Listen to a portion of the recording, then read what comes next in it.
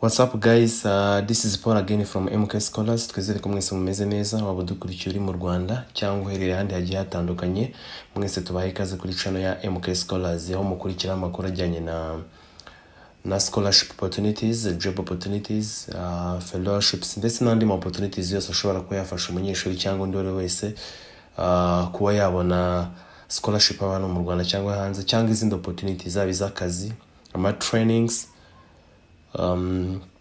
ama internships ndetse n'andi agiye atandukanye. Nibyo kuri iyi platform ya MK Scholars. Cyane nkunda kuvuga ngo mujye mukunda gusura website ya MK Scholars kubera ko niho tunyuza amakuru yose. Izi process zose turabaza tukazinyuza kuri website, hanyuma tukabona gukora videos, guiding videos bijyanye n'uko abanyeshuri babidusabye. Nababwiye ko niba wifuza ko ari scholarship opportunity cyangwa indi opportunity cyangwa indi update yose twavugaho, niba ari yo hanze wifuza ko twavugaho, all you gotta do no just no kwandika comment,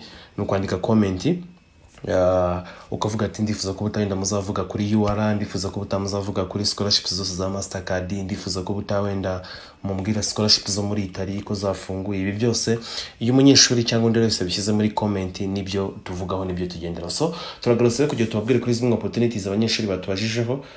Ndumva twakiriye request zirenga 7 uyu munsi. That is why I'm right here right now recording this. I'm trying to guide you about how you can apply from the first step for this application to the last step until you submit your application. So that's what we're gonna do here. Hanyuma murabona ko turi kuri website ya MK Scholars. Turi kuri website ya MK Scholars, nababwiye ko ushobora kuyisura anytime wifuza izo opportunities zose, buri munsi tuzishyiraho. Hanyuma niba ari bwa mbere tugera kuri YouTube channel ya MK Scholars, ibuka gusubscribinga. Yifuza kujya kuri YouTube channel yacu kanda ahangaha. Hanyuma ariko niba uri kureba iyi video already uri kuri YouTube channel yacu, ibuka gukora subscribe kugira ngo n'andi opportunities yose ubutaha atazajya gucika. Ushobora kujoininga WhatsApp group yacu kugira ngo ujye ubona ama updates buri munsi tugenda tuzinyuzaho mu masaha atandukanye ya buri munsi, cyangwa ushobora kudufunga kuri Facebook cyangwa kuri Twitter kugira ngo ujye ubona ama notifications yose. So opportunities nje kuvuga abanyeshuri batubajije ni ebyiri, ndazifatanyiriza muri zino video ari ebyiri, nse nkuzivugaho gato, nse nkubisobanuraho gatoya kuko ziza buri mwaka. So iya mbere ni iyi ngiyi, iya kabiri ni iyi ngiyi.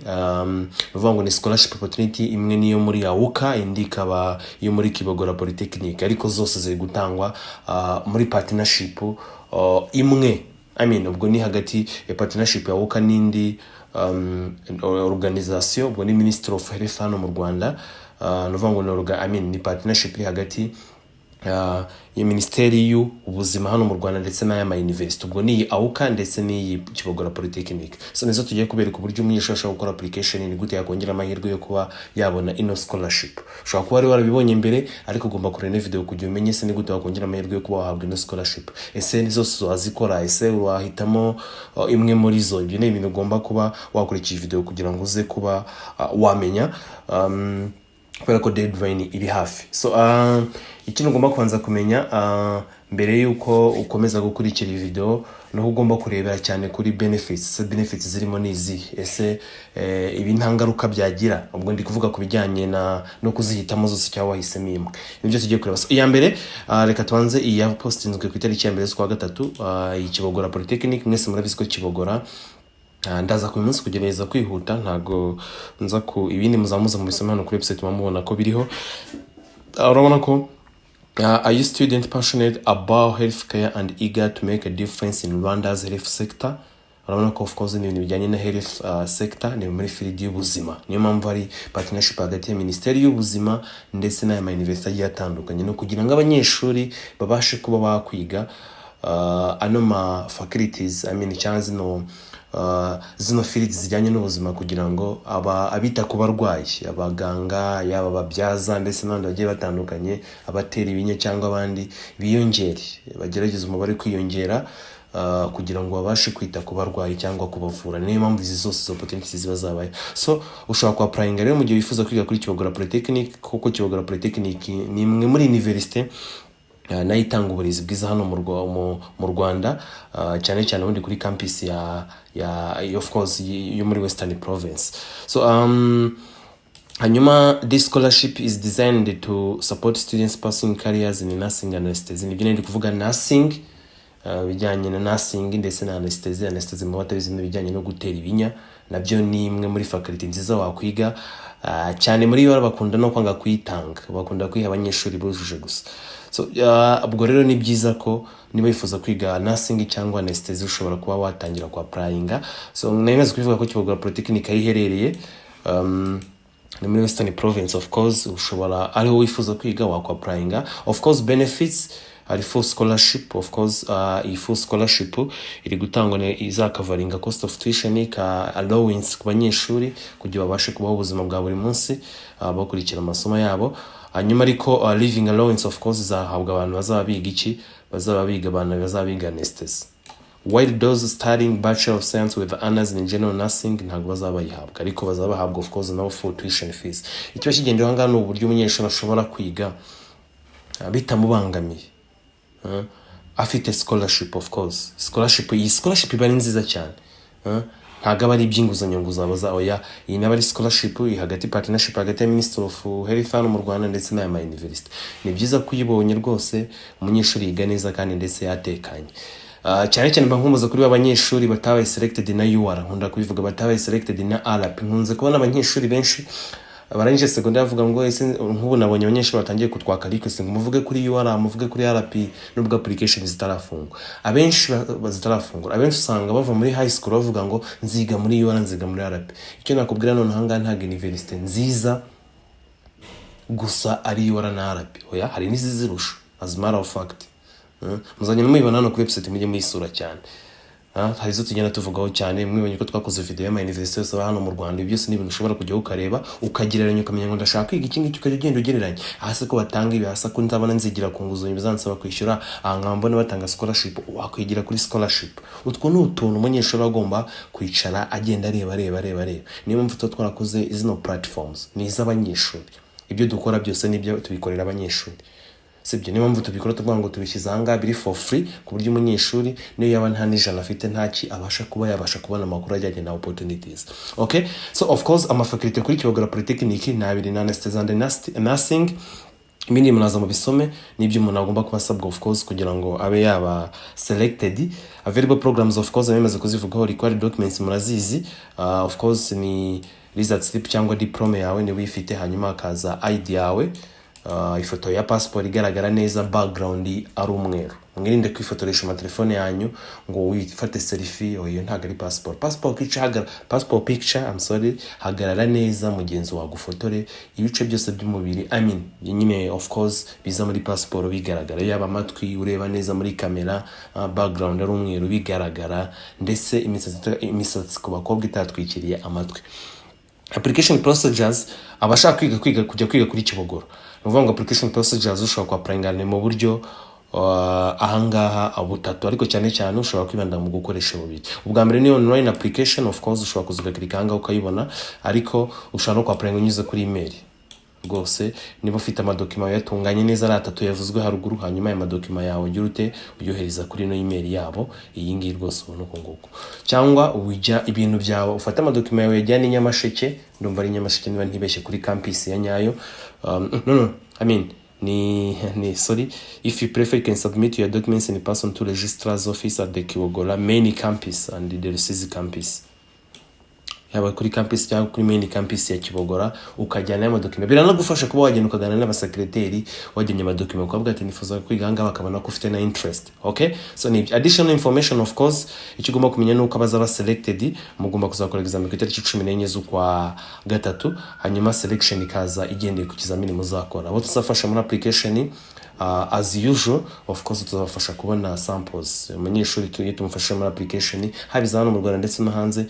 Iyo harimo ibizamini turamufasha nabyo kwitegura. Mu minsi iri imbere turaza kulauncinga classes. Abanyeshuri bifuza kwiga coding cyangwa abanyeshuri bifuza kwiga ari ukuntu umunyeshuri afite nka interview cyangwa ikizamini akavuga se nkunda kubona batwatsa ama request kuri website ndetse n'ahandi kuri email, ese mwaza dushyireho uburyo mwajye mu training mu bijyanye na interviews, ese kumwazashizeho programme z'abanyeshuri barangije high school bajya wiga indimi wenda icyongereza cyangwa igifaransa. Ibyo bintu byose muhumure turi kubitekerezaho. Yaba bifuza kwiga coding barangije high school, yaba bifuza ibyo bijyanye no kwiga indimi no kwitegura interviews na bino bizamini byose MK Scholars niyo mpamvu yaje. Ibyo byose no kujya tubafasha. So ibindi tumaze kubivuga ko abanyeshuri muzaza mu isomo abanyeshuri barangije uyu mwaka 2024 ntago mwemerewe kwa applying, mwemuretse kwa applying mwebwe yanyu nibikunda umwaka utahizaza n'umwaka ushize yaje. So igenda ifasha abanyeshuri batabashe kuba selected imbere. Nemwe namwe ntimuhangayike muvuge ngo twanago ari kudutekerezaho, namwe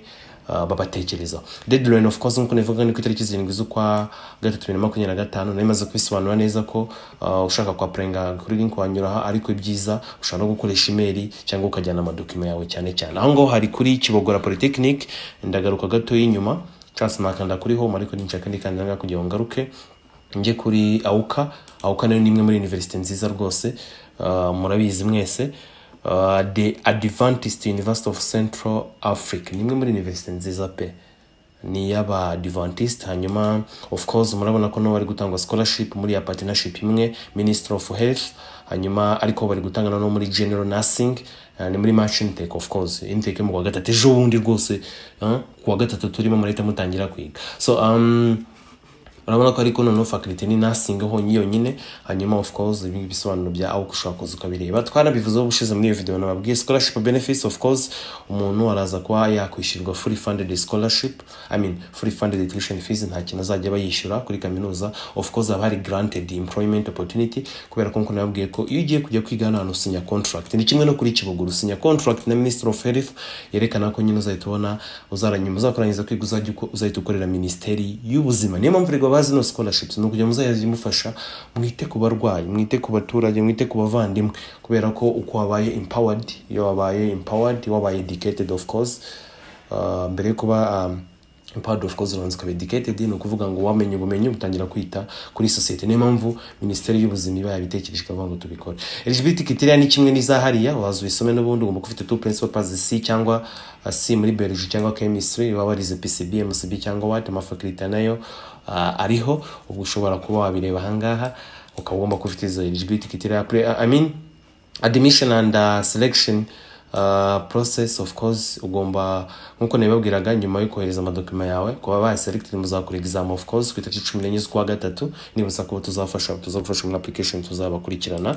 Hanyuma of course hakaba na selection izaba bagendeye ku kizamini uzabakoze, niyo mvuga kukitaho. The faculty nayivuze required documents nizazindi no they are the same. Application procedures angano kwa applying mu buryo bibiri, either ushobora kwa applying fashion document ukayohereza ahangaha. Ubwo ni yandi turi kuvuga national ID, visa receipt cyangwa nuza na passport picture, cyangwa uka applying ujyanye kuri registrar office yabo muri Karongi, Gishushu, Ngoma rwose. Hari ama campus menshi cyane, Masoro, Gishushu and Ngoma. Abi Kigali muzijyane hano hirya rwose. So cyangwa bari mu ntara muzijyane ahandi muri Ngoma cyangwa Karongi. So urabona ko n'uburyo bwo kwa applying abo birahanga mu gihanda ari butatu, ariko ubundi ushaka gukoresha uburyo bwa email cyangwa ukajyana amadokima. Kuba hegereye ndabashishikariza kujyana amadokima. Ibi ni kimwe na bya bindi navugaga aba 2023 barangije uyu mwaka 2024 ntago mwemera, ariko hari akantu mugunda gucanga abanyeshuri bakagira ngo nawe 2023 nabo ntibemere hoya. Iyo banditse gutyo bivuze ngo n'umwaka n'umuntu watangiye muri 2023 murabizi ko mu Rwanda abanyeshuri bahiskuru batangira mu kwa 9 kwa umwaka tuvuga nk'abanyeshuri bazanize 2025. Of course batangiye muri 2024 mu kwa 9. So abatemerewe n'abanyeshuri barangije muri 2024 n'aba 2023 baremerewe. Hanyuma of course ibindi maza mu bisobe mwitonze, ndumva byari ibyo ngibyo kuri zuma opportunities uko ari ebyiri. Turagaruka tuvuga sorry gato kuzindi opportunities. Mbashishikariza kujoininga WhatsApp group kugira ngo mujye mumenyeza opportunities zose. Ariko ndetse ushobora no kujoin kugusubscribinga kuri YouTube channel yacu kugira ngo ujye ubona ano updates yose. Ibyo ndumva abihagije for today, for now, kuko mukanya turagaruka tuvuga kuzindi opportunities cyane cyane ziri international. We've been receiving many requests about them, so that's what we're gonna talk about next time. Sibyo nibyo tuzahita tukoraho rwose kugira ngo abanyeshuri mwese tujye dubafasha cyane cyane bifuza no kutubafasha muri applications. Imiryango irafunguye ubu ngubu. So byari ibyo ngibyo rero, yari Paul from MK Scholars. Blessings.